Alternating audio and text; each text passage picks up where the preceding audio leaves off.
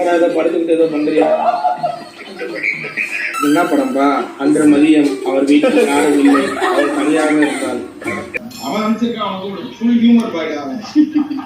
சின்ன பையன். Hi Gautam sir, this is my creative promo cut for my client VG Sidhu vlog. I have a story for you. ஐயோ அதுக்கு தான்ப்பா நாங்கள் wait பண்ணுறோம்.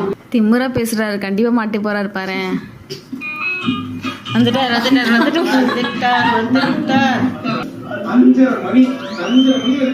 சீனுக்கு வாங்கப்பா. அந்த பாட்டு பண்ணல